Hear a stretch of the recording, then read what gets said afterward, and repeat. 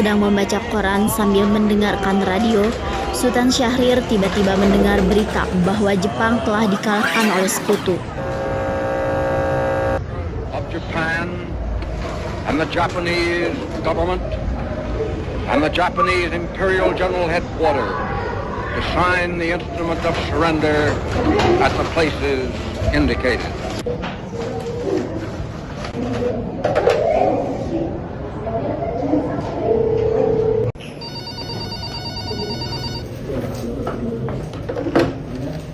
Assalamualaikum Syahrir. Waalaikumsalam. Saya baru saja mendengar berita tentang kekalahan Jepang terhadap sekutu. Mohon beritahukan ini kepada para pemuda. Wah, ini berita yang sangat bagus. Saya akan sampaikan. Baiklah. Assalamualaikum. Waalaikumsalam.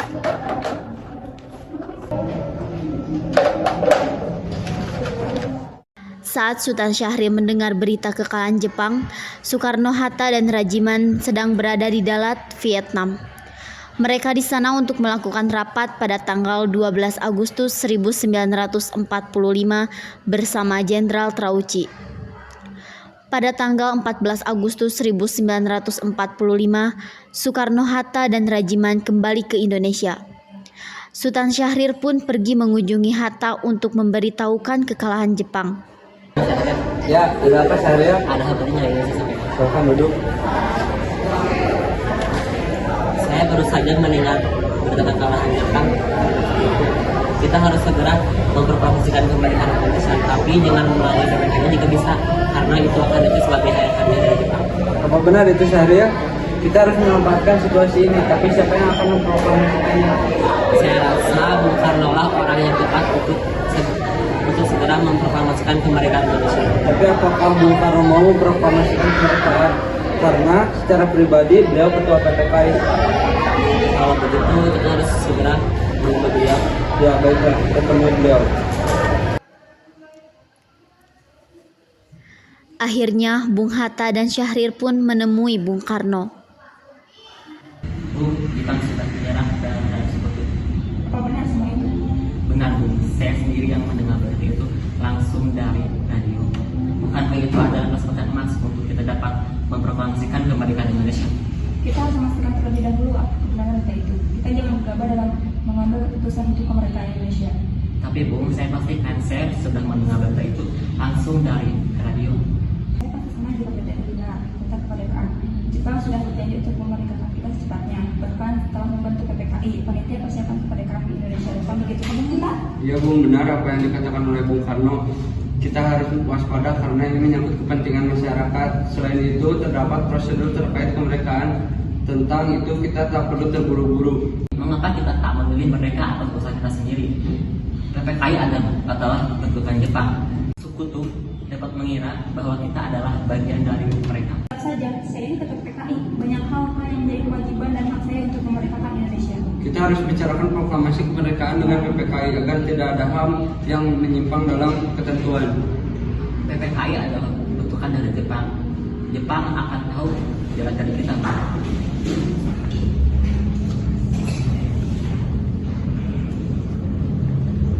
Gagal membujuk Soekarno dan Hatta, para pemuda kemudian mengadakan rapat dan berkumpul pada tanggal 15 Agustus 1945 di rumah Jalan Pegangsaan Timur nomor 56 Jakarta untuk merumuskan pelaksanaan kemerdekaan yang dipimpin oleh Chairil Saleh.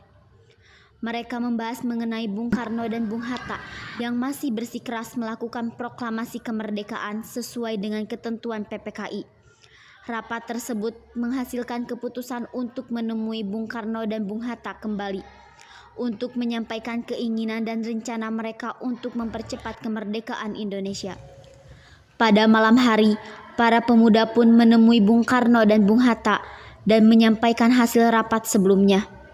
Mereka mengatakan bahwa ingin Bung Karno dan Bung Hatta sesegera mungkin memproklamasikan kemerdekaan tanpa bantuan PPKI atau tanpa bantuan Jepang, sehingga terjadi revolusi murni, yaitu kemerdekaan yang sepenuhnya berasal dari keputusan rakyat Indonesia.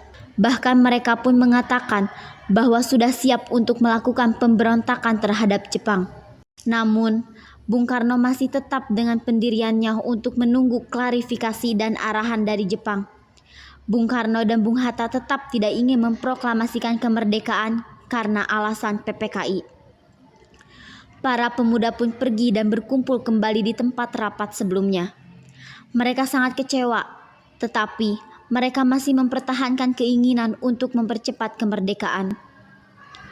Saat sedang berbincang-bincang mengenai kemerdekaan, salah satu pemuda memberikan usulan untuk membawa Soekarno dan Hatta ke tempat yang bersih dari pengaruh Jepang, sekaligus menjadi ancang-ancang mereka jika sewaktu-waktu terjadi pemberontakan. Para pemuda pun sepakat untuk membawa Soekarno-Hatta ke Rengas Dengklok. Beranjak dari hasil rapat, golongan muda kemudian menjalankan aksinya. Mereka menjemput Muhammad Hatta terlebih dahulu, lalu menjemput Soekarno, Fatmawati, dan sang anak Guntur.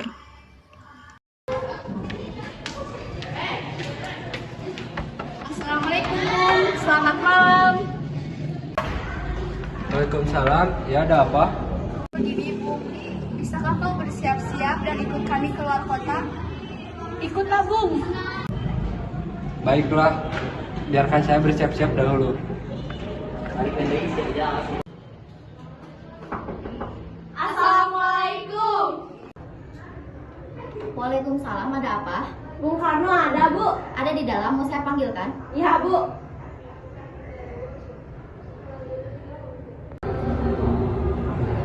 Ya, ada apa? Bersiap-siaplah Bung, sudah tiba saatnya. Ya, sudah tiba saatnya untuk dibunuh. Jika aku yang memimpin pemberontakan ini dan gagal, aku akan kehilangan kepala. Engkau pun juga. Begitupun dengan yang lain. Anak buah mati pasti ada gantinya. Kau pemimpin, coba kamu pikir. Jika saya mati, siapa yang akan memimpin rakyat? Jika sudah waktunya. Karena itu kami akan melarikan Bung keluar kota. Sudah kami putuskan untuk membawa Bung ke tempat yang lebih aman. Tindakan salah sama sekali. Tidakkah kamu mengerti jika permainanmu ini akan menemukan kegagalan? Aku tahu kecintaanmu terhadap tanah air ini. Aku hargai semangatmu yang berkobar-kobar, tapi hanya itu yang aku miliki. Cobalah bijaksana dan berpikir dengan kepala dingin. Bagaimanapun Bung, ini sudah saatnya kita angkat senjata. Bersiaplah Bu. Tunggu sebentar.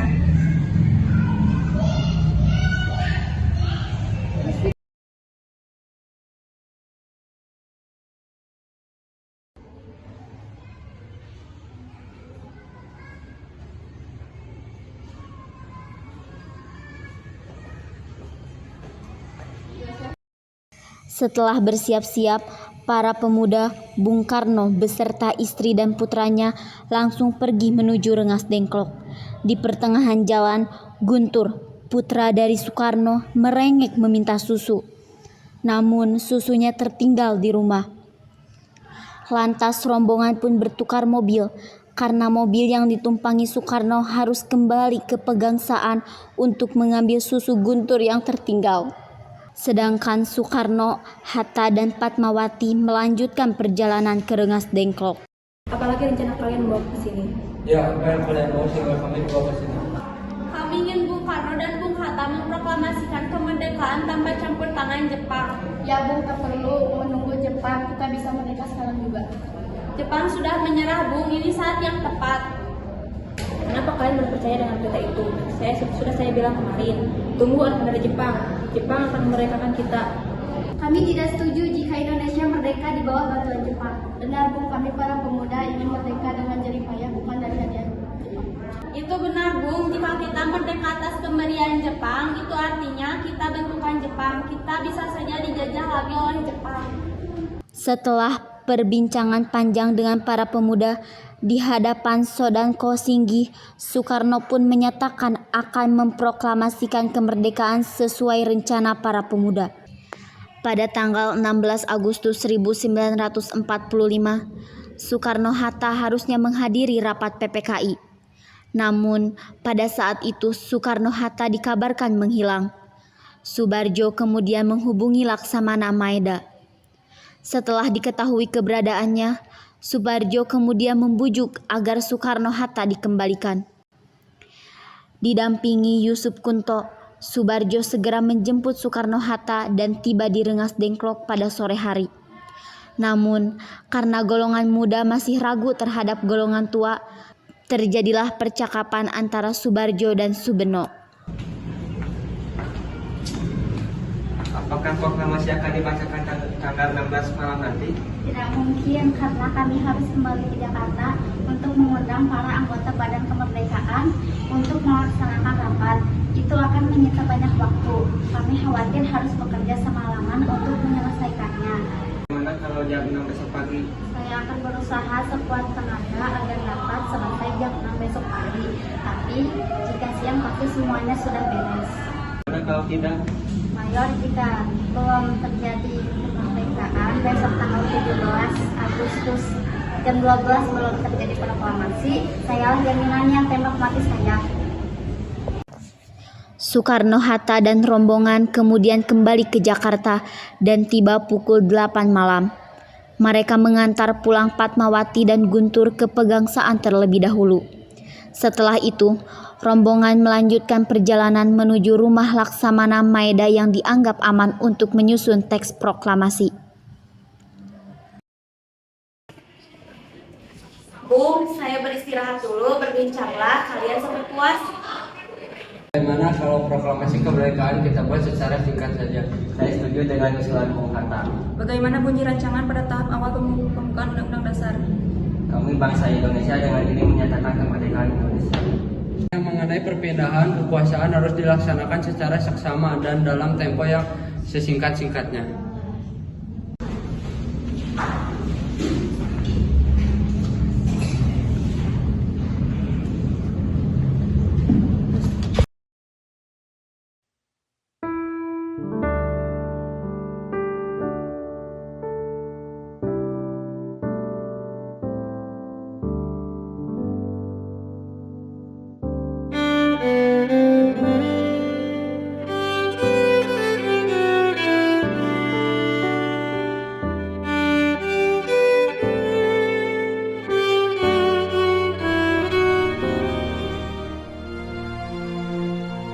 Proklamasi. Kami, bangsa Indonesia, dengan ini menyatakan kemerdekaan Indonesia. Hal-hal yang mengenai pemindahan kekuasaan dan lain-lain diselenggarakan dengan cara saksama dan dalam tempo yang sesingkat-singkatnya. Jakarta, 17 Agustus 1945, atas nama bangsa Indonesia, Soekarno-Hatta.